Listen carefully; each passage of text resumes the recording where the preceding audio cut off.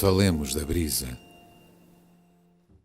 Eu acho que o México naquela altura era um centro Já cultural era, muito já era. forte. Foi sempre, curiosamente. E depois Até quando eu lá estive. Exatamente, e com aquele clima, e com aquela gente, e com aquela paixão, eu acho que é um sítio muito especial.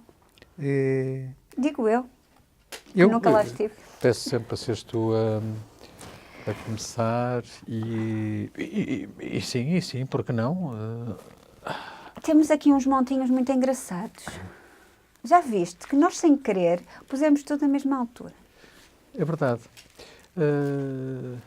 Tens aí umas coisas bonitas. Não, isto é aquela célebre antologia que o nosso queridíssimo amigo Joaquim Almeida me ofereceu e de que eu já trouxe aqui uma outra coisa, que ainda não está totalmente Aberta. Mas isso é um trabalho... Eu sei que ele comprou isto no alfarrabista e encontrou o livro assim. E eu não tive ainda coragem de o abrir. Mas isso é um namoro. Vou abrindo. É um namoro, vai Eu devagarinho. vou abrindo. Vai devagarinho, Eu vou passo abrindo, a passo. exato. Acho tão bonito. E hoje, para ler estes dois poemas, um da Inês Lourenço e outro do Manuel António Pina, que muito estão bem. lado a lado, Que bonito. dois queridíssimos amigos e dois magníficos poetas. Não é? Ela no feminino e ele, toda a gente sabe quem era Manuel António Pina. E então eu tive de abrir cautelosamente estas folhas que estavam irmanadas, não é? Geminadas. Vou começar eu? Começa! A sério? Estou ansiosa. Então vá, então vou ler esta carta fora de tempo. Sabes que eu gosto muito de te ouvir? Eu fico Eu embalada. também gosto muito de te ouvir. Eu vou ler esta carta fora de tempo, porque é uma carta de agosto, da Inês Lourenço. É fruta fora de época, não é? Ai, tão bom. Eu gosto de fruta fora de época. Um ermo de turismo alarve este calor paleolítico. Uma poeira meridional ateia os objetos ressequidos. Um misto de esquinas e esplanadas de cerveja. Homens de camisa às riscas escarrando na noite. E mulheres de pernas depiladas e axilas com impulso. Enjoa este cortejo carnívoro de utentes de o mesmo. Nos balcões, toda a posteridade de Sancho Pança estende as mãos. E há nas ruas muitos vendedores de brincos e colares, honestos imigrantes, decentes empreiteiros, padres, cartomantes, velhas prostitutas e mais milhentas entidades cheias de humanas intenções e ainda mais senso comum. Gostava de te ouvir por alguns momentos. Envio-te mensagens telepáticas que repito 7 vezes seguidas. Há palavras gastas que não escrevo nem digo há tanto tempo, como amo-te muito. Meu amor, que saudades, vem depressa. E outras ainda mais gastas que digo todos os dias, como foda-se esta merda. Somos do Norte e não somos castos nem cautos na linguagem. Abundam as reprises pelos cinemas escassos. Os hits de verão atroam discotecas. Há jardins ralos, passeios gordurosos, bufões de motocicleta, os cimos das torres das igrejas à espera das báticas de chuva de um íntimo outono são ainda as únicas glórias do verão. Ai, adorei. É inesperado. Eu adorei essa tua espontânea gargalhada. É tão bonito. Eu esse vou ter que copiar porque é maravilhoso. E verão, agosto, uma esplanada de Manuel António Pina. Embora as esplanadas durante o inverno sejam bem agradáveis. Sim. Bem agradáveis. E se eles ligarem aqueles cogumelos? E quando não ligam, bem protegidos do frio, as esplanadas são Com deliciosas. Que o digam os parisienses, por exemplo, É que verdade. foram os reis e as rainhas das esplanadas durante tanto tempo. E Viena também. Naquele tempo falavas muito de perfeição, da prosa dos versos irregulares onde cantam os sentimentos irregulares. Envelhecemos todos, tu, eu e a discussão. Agora lês Saramagos e coisas assim. E eu já não fico a ouvir-te como antigamente, olhando as tuas pernas que subiam lentamente até um sítio escuro dentro de mim. O café agora é um banco. Tu, professora do liceu. Bob Dylan encheu-se de dinheiro. O Che morreu. Agora, as tuas pernas são coisas úteis, andantes, e não caminhos por andar como dantes.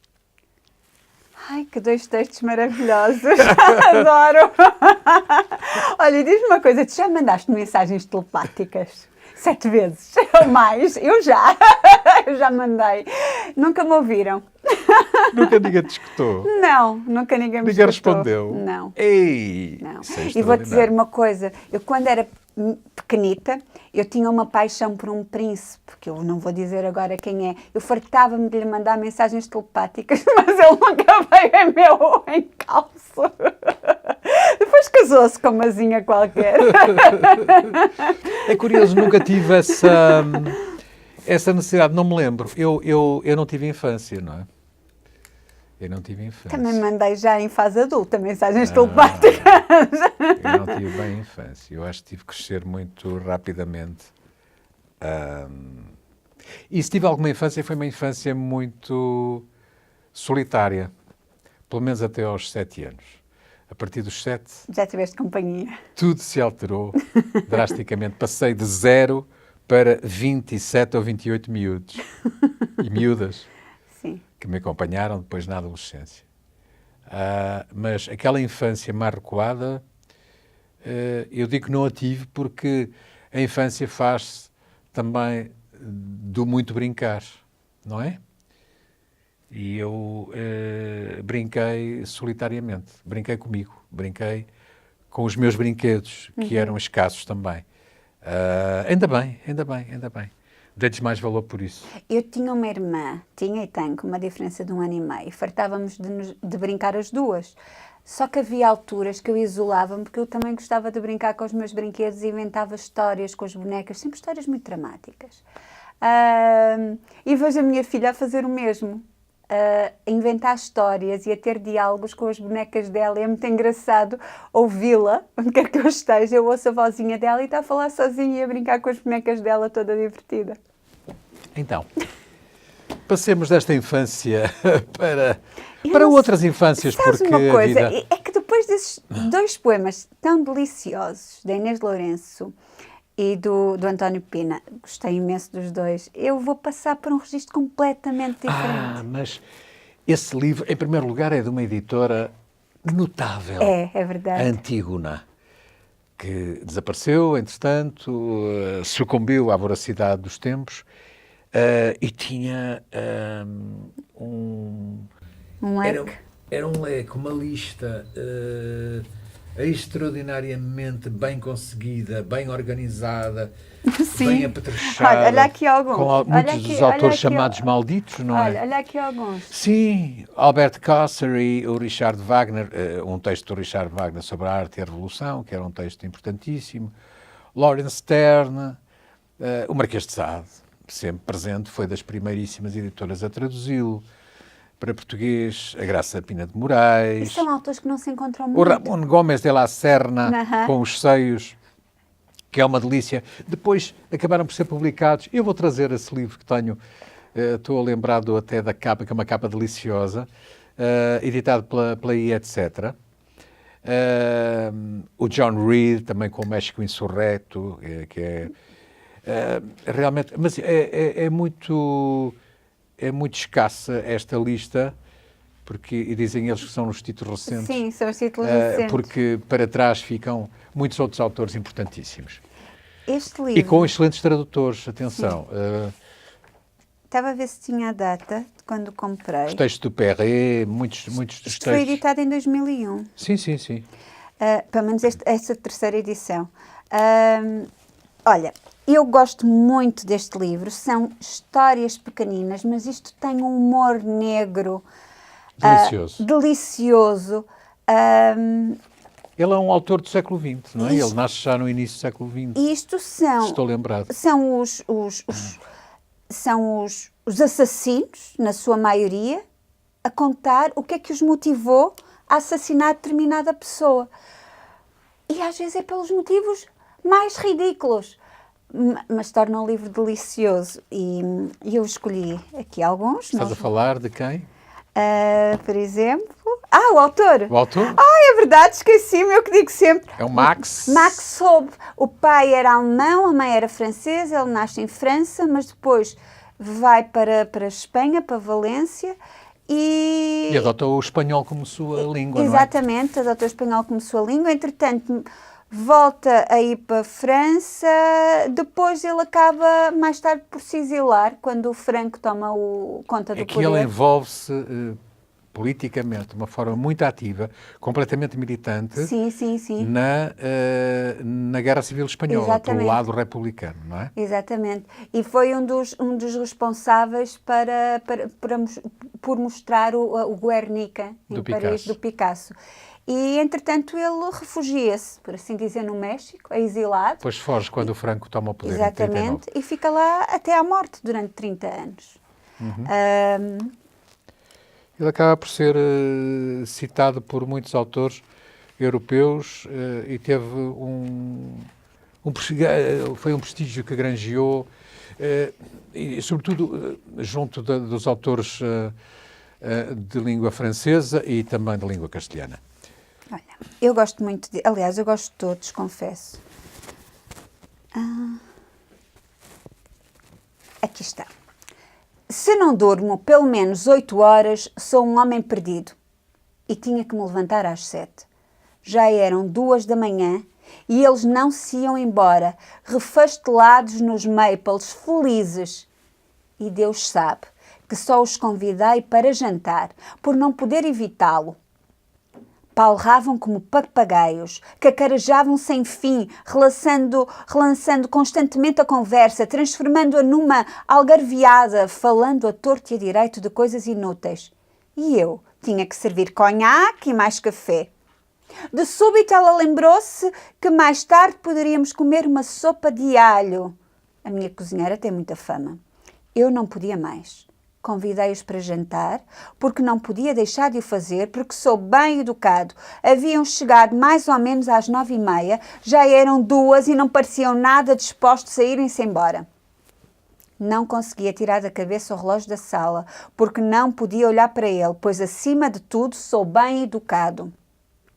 Tinha que me levantar às 7 horas e se não durmo pelo menos 8 horas, torno-me num frangalho durante todo o dia. Ainda por cima, a conversa deles não me interessava nem um bocadinho. É verdade que poderia ter tomado uma atitude grosseira e de uma maneira ou de outra pô-los na rua. Mas não está no meu feitio. A minha mãe, que enviuvou muito cedo, incutiu-me os melhores princípios. Só sentia um desejo, dormir. Para o resto estava-me nas tintas. No entanto, não tinha sono. Pensava era no que teria de manhãzinha. A minha educação impedia-me de simular esses bocejos que são o expediente habitual das pessoas ordinárias. Isto para aqui, aquilo para ali, assim, assado. O gin rum, o xadrez, o póquer, Ginger Rogers, Lana Turner, Dolores Del Rio. Detesto cinema. No sábado, em Cuernavaca, detesto Cuernavaca. A casa de Acapulco. Nesse momento até detestava Acapulco. E Beltrano perdia, voltava a perder. E você que acha? E você? E você? E você? E você? E o presidente? E o ministro? E a ópera? Detesto ópera. E o cashmere inglês? Dom Pedro? E a relva? E as couves? E esse veneno tão parecido com conhaque? Olha, eu acho esse texto absolutamente desconcertante, delicioso, pranha de humor negro, como eu Adoras? adoro. Não.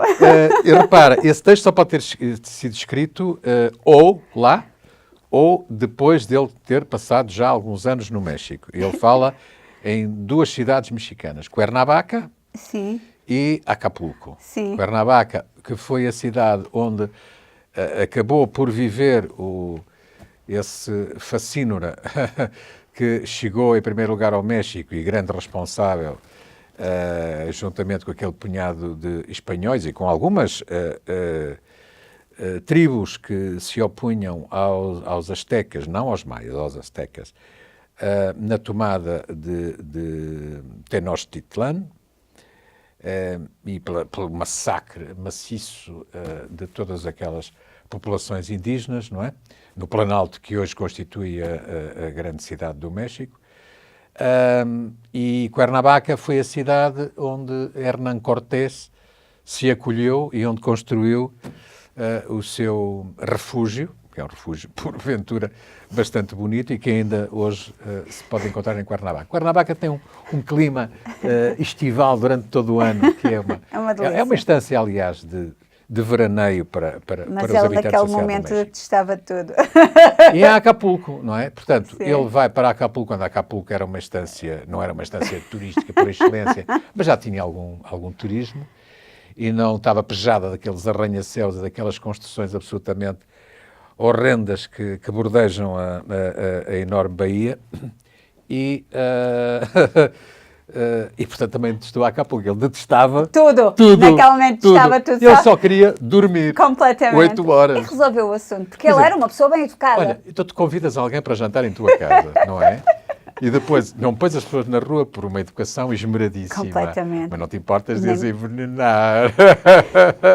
Olha, eu gostava de continuar a ler. Tens a certeza? Max Hope é absolutamente uma delícia. imparável, delicioso. E sabes que me faz lembrar...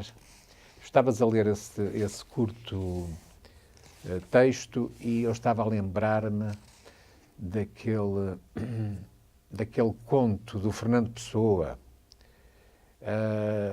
não me recordo do título, em que também há um célebre jantar.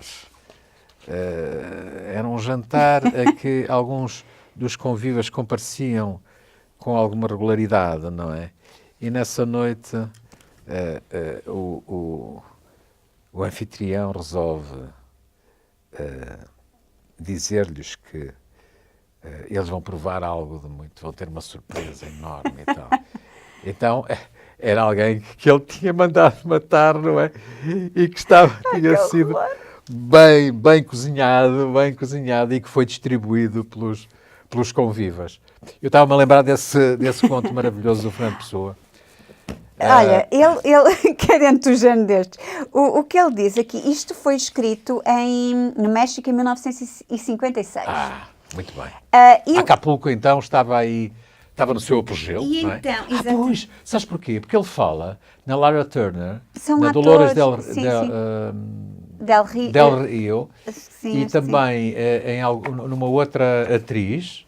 Sim, peraí, eu não me recordo agora já o nome dela, mas muito conhecida. Lana Turner, Ginger Rogers, Dolores Del Rio, Dolores Del Rio, que eram três dos múltiplos ícones de Hollywood na altura, e que passavam, obviamente, férias também em Acapulco. O próprio Elvis fez um filme em Acapulco. Claro.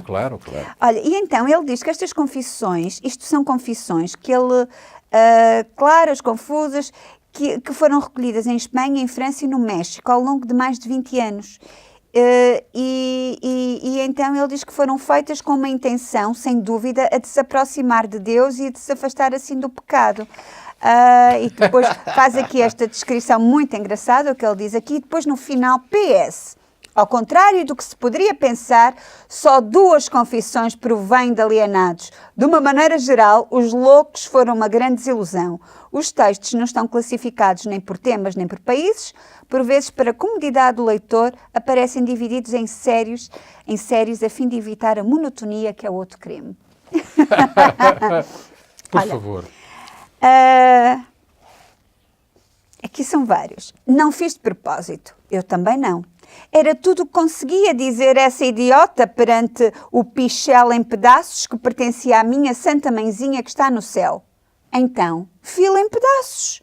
Dou-vos a minha palavra de honra que nunca até aí tinha pensado na pena do talião. Foi mais forte que eu. Cláudia, são várias vozes. Podes continuar. Não é isso. Faz tu as vozes. Se foi Por este, favor. é este pequenino. Não, mas este faz tu, pequenino. não importa. Aqui é este. Matei-a porque dizia mal de Juan Alvarez, que é o meu melhor amigo, e porque tenho a certeza de que era uma grande mentira. Outro. Matei-o porque o gajo era de Vinarós. Antes de morrer, disse-me ela, e pensar que o que eu mais gostava era fazer-lhe a vontade.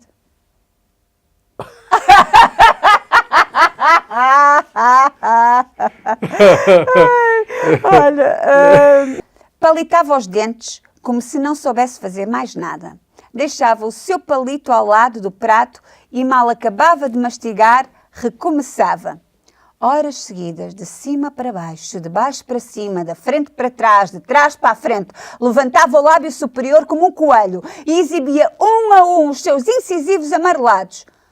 Baixava o lábio inferior até à gengiva roída, até sangrar um pouco, não mais. Utilizei o cato como se fosse uma baioneta até à guarda. Ficou engasgado até ao dia de juízo final. Não receei olhar a sua cabeça. O porco impressiona o mais pintado. Isto não podia ser mais negro. Queres ler algum? Completamente. Não, deixa lá. Ficaremos com o Maxou para uma outra ocasião. Eu até estava... olha, vou pegar aqui nesta revista, na Telhados de Vidro, que superiormente dirigida pela Inês Dias e por um belíssimo poeta português, Manuel de Freitas. Eu, aliás, trouxe aí um livro do Manuel de Freitas. E vou pegar neste poeta que eles incluíram, neste número, que é o número 19, de maio de 2014, do Ricardo Álvaro, um anúncio muito atual, é completamente atual este poema, este texto, este conteúdo, urgente. Vende-se Portugal, canteiro de estrume retangular à beira-mar, cimentado, péssimo estado de conservação, estrutura podre e corrompida por fezes de vermes, necessita limpeza e desinfestação.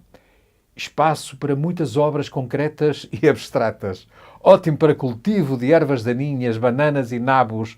Ideal para a criação de burros, cavalos de troika, sanguessugas, necrófagos, suínos, patos bravos e outras bestas célebres. Usura sem garantia. Ruínas de eleição. Bom para turismo de colarinho branco. E vistos gold. Não está no poema.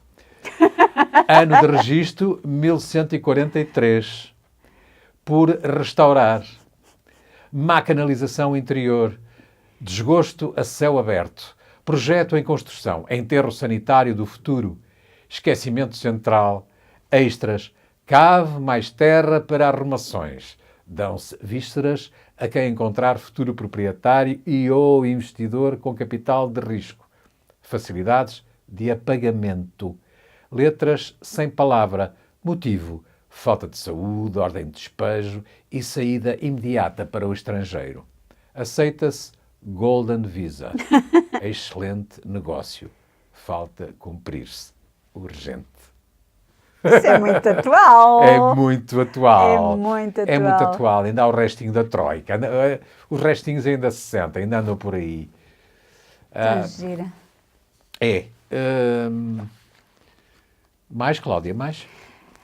Ai, olha, espera aí. Então, eu tenho aqui, olha, não sei. Olha, vou ler Isabel de Sá. Tu já a trouxeste, eu trago agora aqui com esta roupagem que tenha a seleção do Walter Ugumem e vou ler. Eu fiz aqui uma escolha. Está aqui. Encontraste? Encontrei. No triunfo identifica-se a traição. Melhor será ir ao fundo, procurar debaixo das árvores, na textura da raiz, a peste letal. Falamos todos os dias. Cada palavra pode ser uma facada. Dizia-se e diz-se que não acontece nada.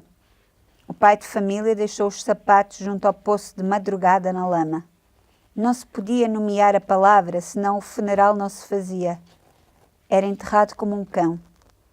O filho gatuno, o louco escondido, preso na cave, no galinheiro, reduzido a excremento. E o doido Star, grande paranoico, violador fantasma da aldeia, o desenterrado.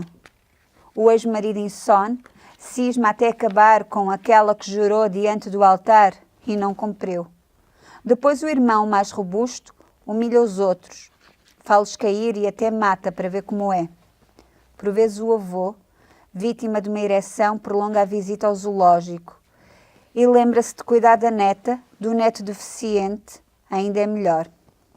Os casos famosos de castração, canibalismo e necrofilia são extravagâncias. Importa a vulgaridade, matança todos os dias, facas, caçadeiras, paus, barras de ferro, criatividade sem limites, o belo horrível da insanidade. Numa terriola do interior, mataram à paulada um jovem adulto. As forças da ordem não queriam saber, disse o povo na televisão. Cortou-se o mal pela raiz. Só a mãe chora o seu demente sozinha na campa. Isto é outro texto muito atual. E pode transportar-se para inúmeros pontos deste globo. Pode. Eu hoje não estou nada de poemas de amor. Hoje estou muito sanguinária. Estou muito sanguinária. Isto fez-me lembrar umas historinhas que andam por aí. De uns crimes que são cometidos e depois são impunes. Podes precisar. E depois são impunes. Podes precisar. Posso. Depois são impunes porque quem decide... E porquê é que não dedicamos esse poema ao juiz Neto Moura? Eu acho que é pérolas a porcos, mas não, sim. Não, são pérolas a porcos. Olha, o juiz Neto Moura... vamos pôr um processo! Processe-nos! Nós queremos ser processados. Urgentemente, claro urgentemente. Nós gostaríamos muito. A sério. Pedimos-lhe imenso. Pérolas a porcos. Isso aí, encontramos-nos na barra do tribunal, juiz Neto Moura, por favor. A sério. Sabes que eu estava a ler e estava-me a lembrar desse senhor. Olha, no outro dia, ontem o meu primo escreveu uma coisa muito engraçada. Disse... É neto de Moura ou será neto da Moura? Isso explica muita coisa. Neto da Moura. Não. Ou seja, é tão antiquado. Não, é tão antigo. Há quem diga que ele é estrolopiteco. As Mouras. Sim, eu iria mais para o tempo. Descobriu agora o fogo, como dizem alguns. Agora... Realmente ele vai processar Portugal inteiro. Vai. Eu não queria ficar de fora. Eu também não. Eu não me apeteceu pôr a minha fotografia, como alguns no Facebook a dizer processa. Não é preciso. Não quero estragar a minha fotografia com o nome do senhor. Não. Mas... Nós pedimos daqui, sim, veementemente, por favor. Pode-nos processar, nós não nos importamos. Não sei se Joaquim Almeida também quer ser processado. Ele diz que sim.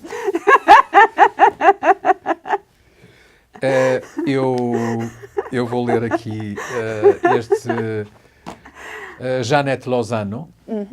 Será que também quer ser processado? Estou a brincar. Continuarei nos telhados de vidro. Esse livro é muito bom. Espero que o homem, o Neto de Moura, tenha também alguns telhados de vidro, não é? Tem, claro, com toda a certeza que tem. Com certeza que tem. Tem muitos telhados Como de disse vidro. Estão é preciso estilhaçá-los. Como disse um dos nossos amigos aqui da Rádio Transforma no Facebook, ele disse, quem tiver 3 ou 4 pedras que as atire. Ele disse qualquer coisa assim. Quem tiver 3 ou 4 pedras estilhaçar esses telhados. Urgentemente. Mina 1004, Jeanette Lozano. Arder, eu vi a minha avó arder. Agosto. Chihuahua, 1963. Ela ardeu por fora e por dentro. Ardeu na rua Mina 1004. Vi o meu pai envolvê-la no lençol. O colchão ardia. As cortinas, a almofada, o seu vestido enegreceram. Guardou tudo. Não façam barulho, a sua mãe está cansada. Vi-o sair de luto nessa tarde de agosto com a sua gravata negra. Guardou-a. Guardou cinza e pranto. O fumo da avó no saguão, as tias sorvendo ásperos os grumos do café. Era preciso apagar o escuro que doía, dissolver o sal, o pranto, abraçar-se, sufocar o tremor da viagem, ouvir Poulenc, por exemplo, à falta de pulsação, arriscar o disco de 45 rotações por minuto. Por instantes vivia, por instantes tudo ficou púrpura. A mulher, o cansaço, a folhagem dos álamos. Depois o vidro no cedro, o rosto queimado sob o fumo. Também a minha mãe ardeu. O seu sorriso apagado entre lágrimas. Arranja-me o cabelo, disse-me. Deixa-me sair para ver se já está seca a roupa. Tive medo de que os seus passos lentos não voltassem, da suavidade da folha, do silencioso apodrecimento, do peso ressequido da era, já sem muro, da jarra na cozinha, sem flores. Tive medo desse quarto cego com a sua morte. De mim mesma e da intrusão do vento que levava consigo o pó dos sicomoros. Bom... Olha, eu precisava de um poema de amor, mas acho que vou continuar. Acho que vou continuar. Acho que sim, Olha, Cláudia R. Sampaio, Bom. Estamos a descobri-la, não é? Sim, estamos. Ela está num projeto muito interessante que reúne vários artistas plásticos, que é o Manicômio, que são pessoas com problemas mentais, e é um projeto muito interessante que está a surgir agora na capital. E que vão ser apresentados os trabalhos desses artistas, não só escritos, mas também pinturas, esculturas. E eu estou a descobri-la. Estamos, de algum modo. Estou aqui indecisa. E temos andado, já na outra semana lhe demos voz, não é? Acho que não chegamos a dar voz. Não chegamos a dar voz. Não, por isso é que eu a trouxe É verdade, hoje. tens toda a razão. Por isso é então é a primeiríssima vez. Nós estivemos com ela, tivemos com o neste livro. caso, vais ser tu a dar voz à Cláudia Sampaio. Inspira o cheiro da ambulância. Faz-me esquecer os gritos da velha no quarto de São José. Filho da puta, morre! Amei como se toda a vida bastasse. Aquele enfermeiro de seringa salvífica. A velha adormeceu entre a cara atravessada de cuspo e o meu sorriso idêntico. Como é bela esta velha e a sua face cheia de pelos, lembrando um kiwi. A mão do enfermeiro pousa no meu ombro. Está pronta para viver mais um pouco.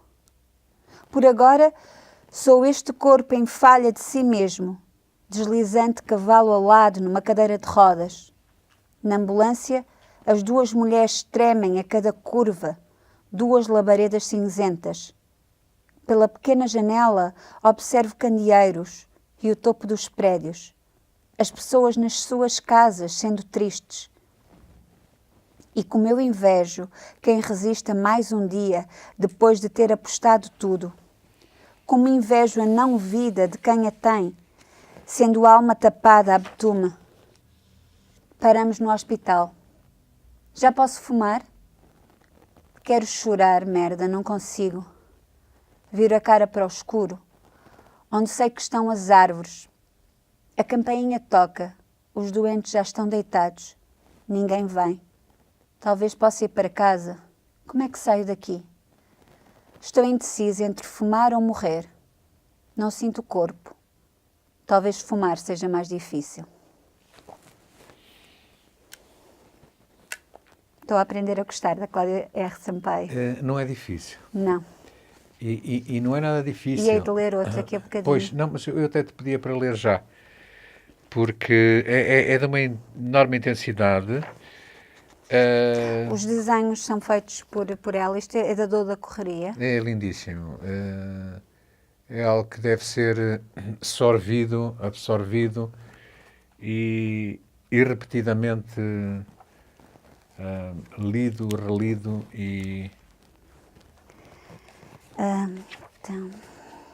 dado a conhecer. Então, posso? Claro que sim, Cláudia.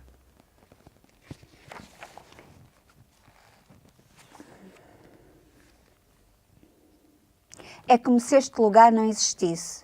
Como se tivesse sido plantado num buraco que nunca se abriu, com manhãs alargadas. Uma rua transfigurada numa praia longa.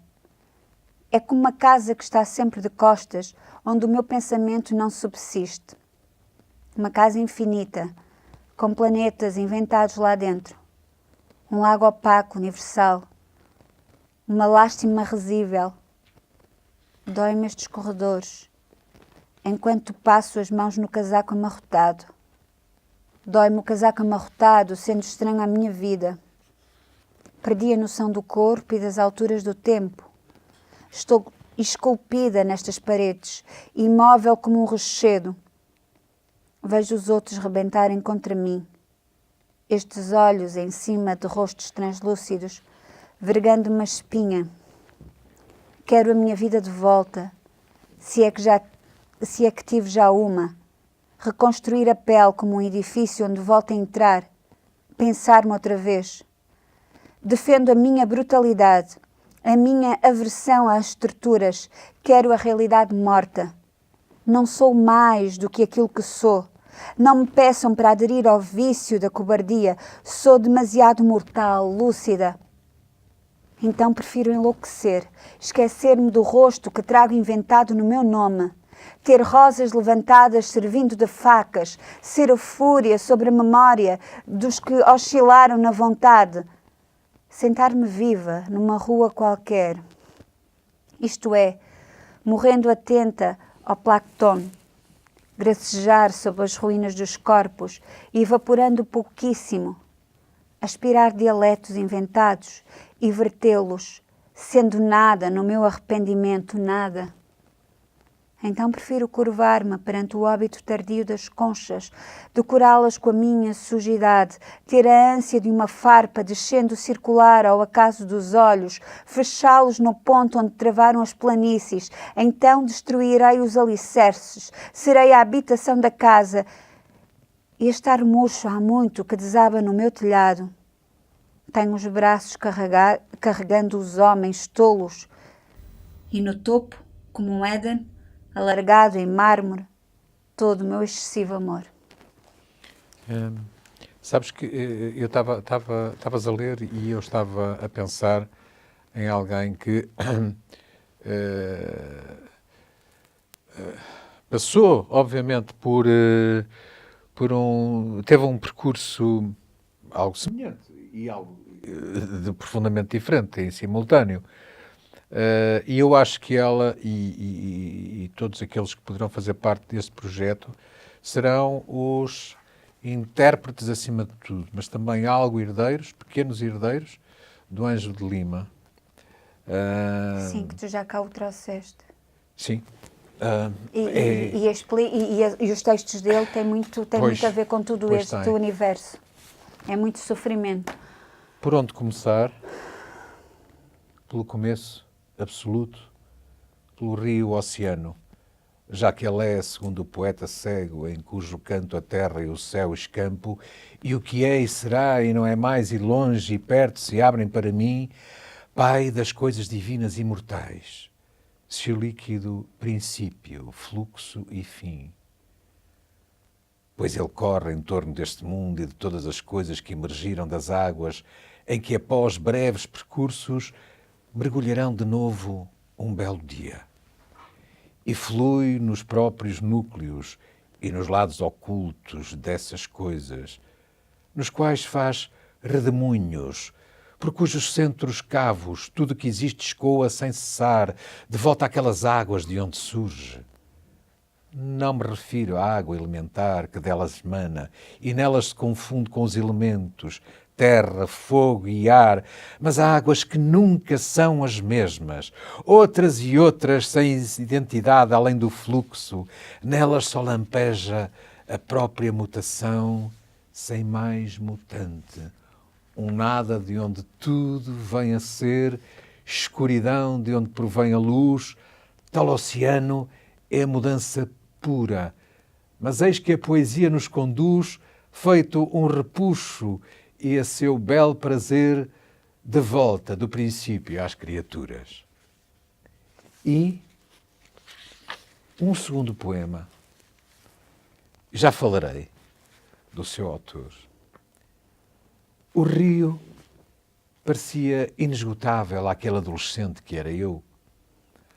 sozinho entrar no ônibus castelo, saltar no fim da linha, andar sem medo no centro da cidade proibida, em meio à multidão que nem notava que eu não lhe pertencia, e de repente, anónimo entre os anónimos, notar eufórico que sim, que pertencia a ela e ela a mim, entrar em becos, travessas, avenidas, galerias, cinemas, livrarias, Leonardo da Vinci, Larga Rex, Central, Colombo, Marrecas, Íris, Meio-Dia, Cosmos, Alfândega, Cruzeiro, Carioca, Marrocos, Passos, Civilização, Café, Saará, São José, Rosário, Passeio Público, Ouvidor, Padrão, Vitória, Lavradio, Cinelândia.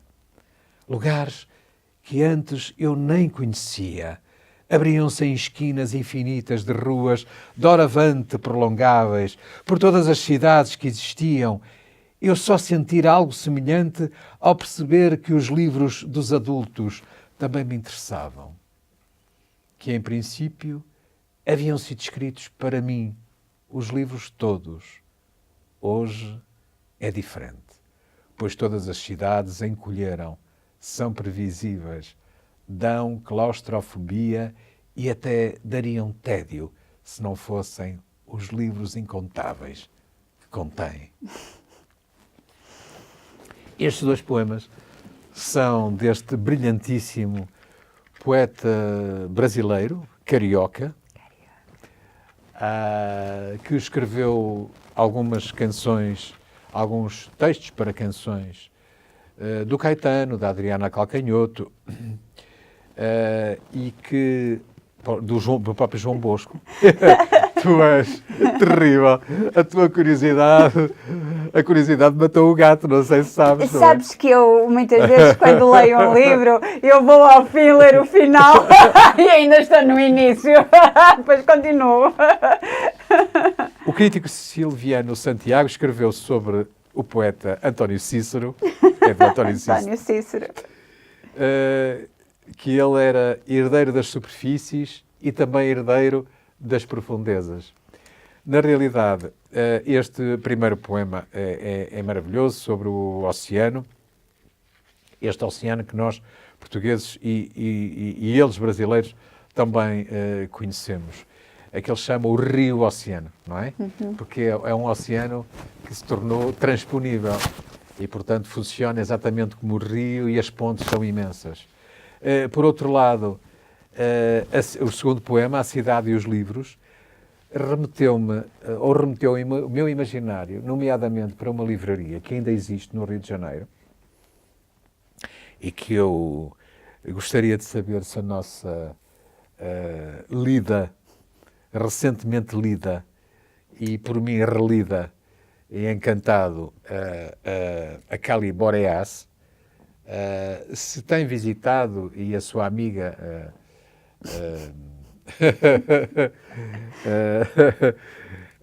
a Carolina Flore, se têm visitado a livraria Leonardo da Vinci no coração do Rio de Janeiro, uma livraria que existe, salvo erro, desde 1900 e já não recordo se é 1950 ou 72, é por aí, é uma livraria que tem umas dezenas de anos, que funciona na cave de um edifício e onde cultivam eventos, pelo menos semanalmente, de uma enorme intensidade e com autores presentes e tem uma coleção de livros também ela invulgar. Notável. Uma livraria a visitar com toda a certeza se eu me deslocasse ao Rio de Janeiro. Olha, tu falaste de que esse senhor, o António Cícero, tinha escrito... Nasceu em 45. Sim, tinha escrito letras para canções. João Bosco, Caetano, Calcanhoto. Não, eu não os trouxe, mas trouxe 2 livros, até trouxe 3, de escritores de canções. Eu tenho aqui o Ari dos Santos. Uau! Ainda não lemos Ari dos Santos? Não, acho que não. Este é As Palavras das Cantigas. Meu homónimo. São várias canções. Pois é, José Carlos.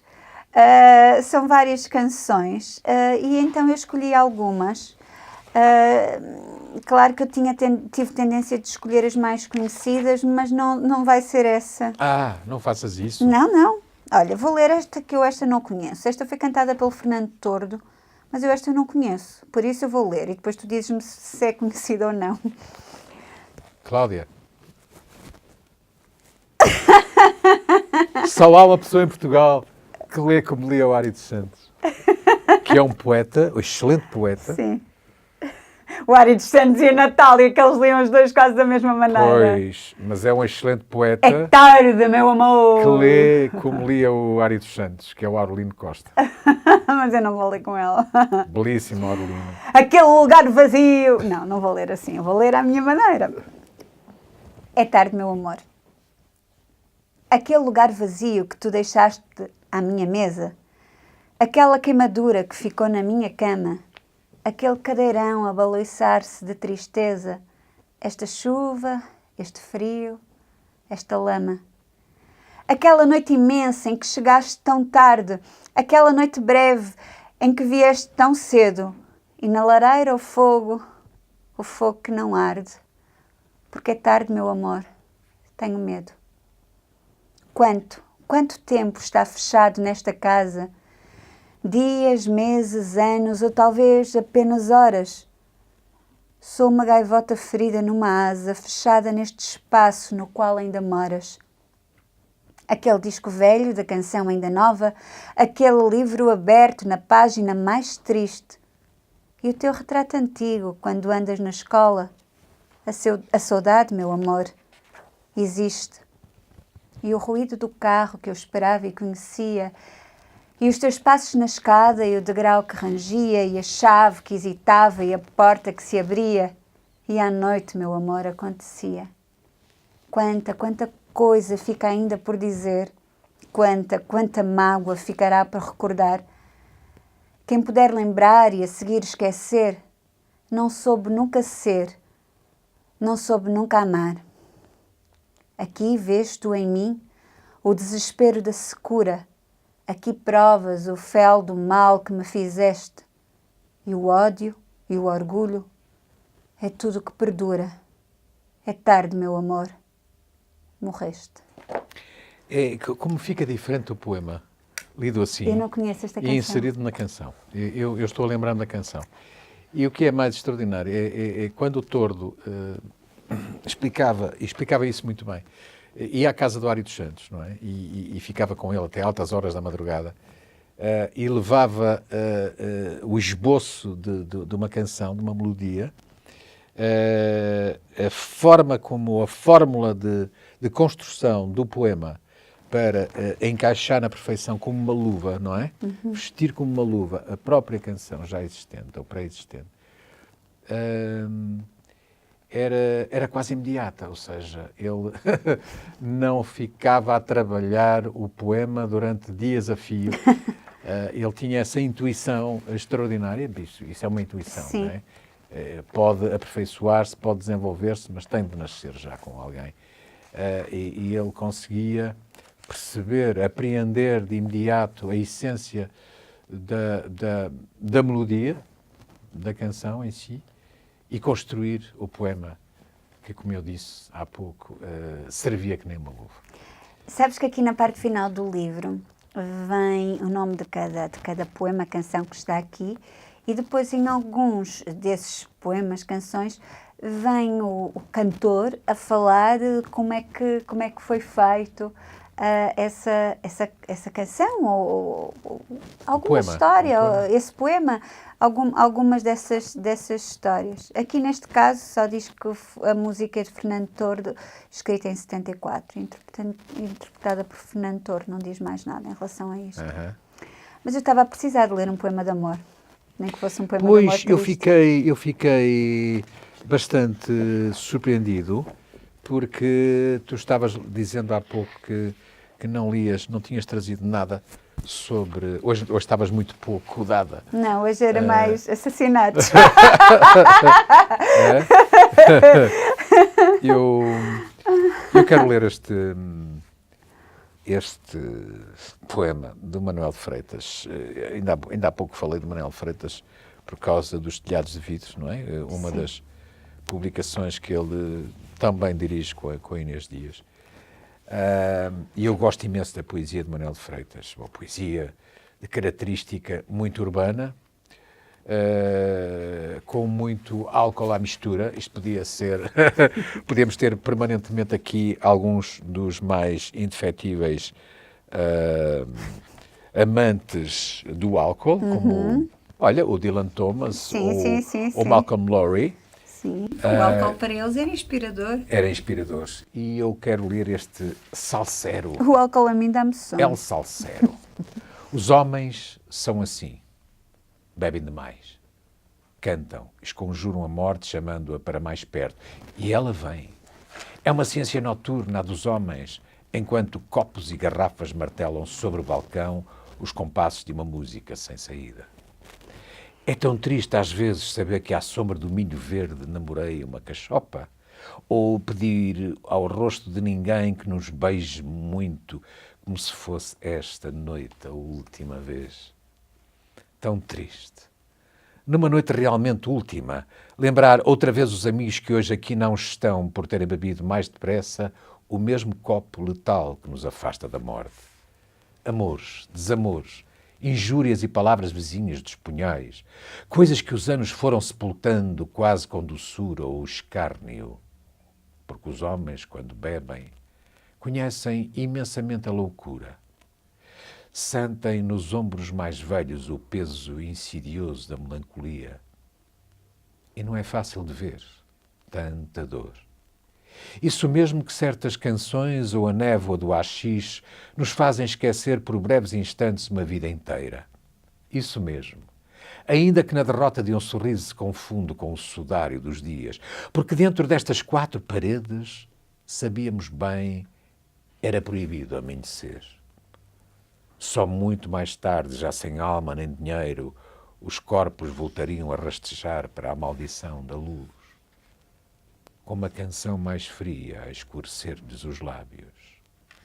Empalidece agora o sorriso do gusano na parede. Ferem mais as palavras sem mesura de Chavela Vargas e a certeza subitamente real deste último trago entre os últimos da festa.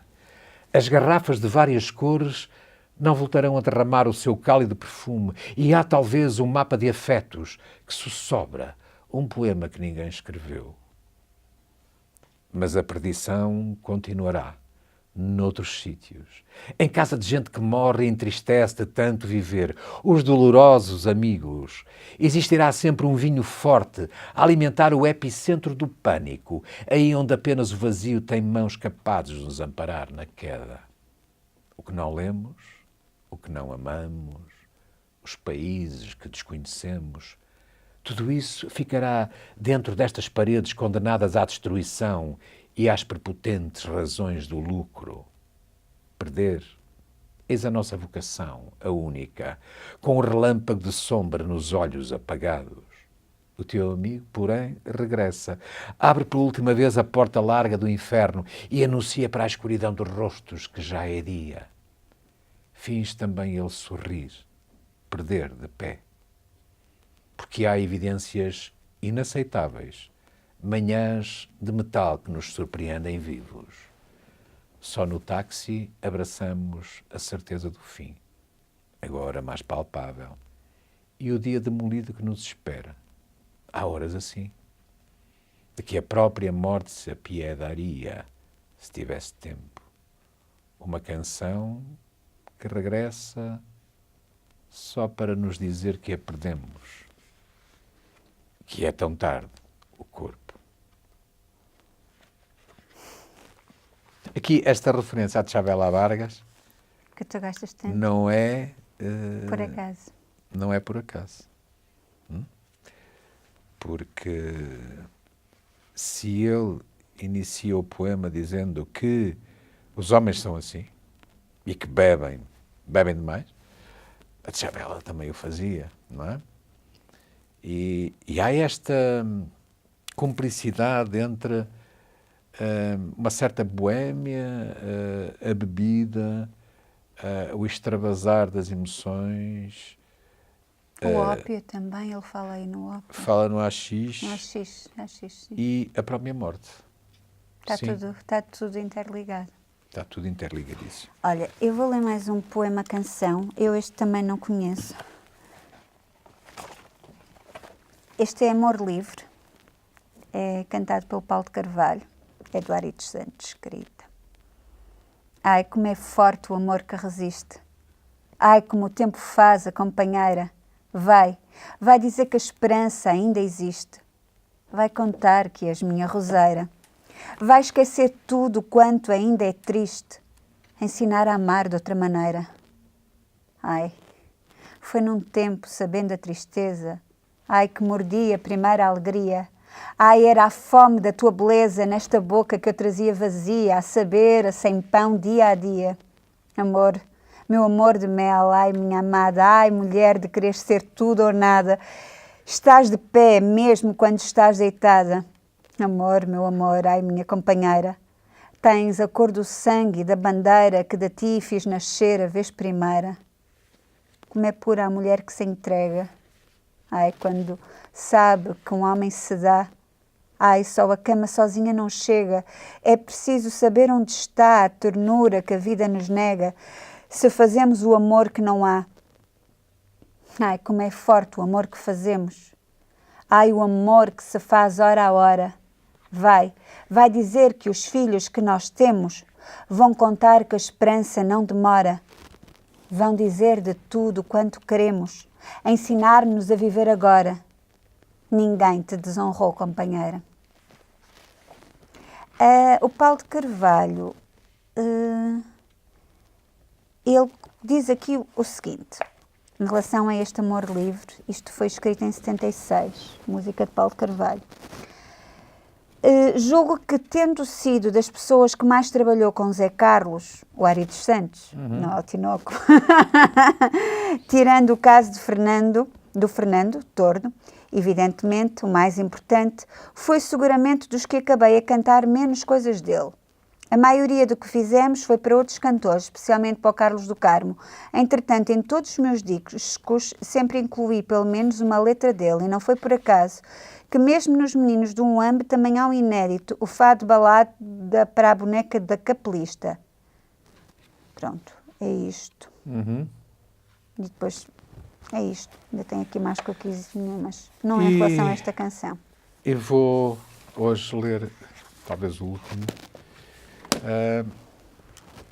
Não sei se já li este poema da Sharon Olds, Cláudia, deste livro maravilhoso, também da Antígona, curiosamente. Que bonito. Uma tradução da Margarida Valdegato. Falamos muito da Margarida Valdegato porque ela... pelas traduções maravilhosas que ela faz, de vez em quando. A linguagem da basófia. Desejei ser a melhor a fazer pontaria com a faca. Desejei usar os meus braços extraordinariamente robustos e certeiros e a minha postura ereta e os músculos ágeis e elétricos para alcançar algo no centro de uma multidão. O fio da navalha perfurando profundamente o casco, o punho vibrando lento e pesado como caralho. Desejei uma função épica para o meu excelente corpo, um qualquer heroísmo, uma qualquer proeza americana, para além do ordinário, para a minha pessoa extraordinária, magnética e tênsil, junto ao campo de terra batida, vi os rapazes jogarem. Desejei bravura, pensei em fogo, em atravessar cataratas. Arrastei por toda a parte a minha barriga cheia de cobardia e segurança, a minha bosta negra com as ampolas de ferro, as minhas grandes mamas exudando muco, as minhas pernas inchando, as minhas mãos inchando, a minha cara inchando enegrecida, o meu cabelo caindo, o forro do meu sexo esfaqueado, vezes sem conta por uma dor terrível como um punhal.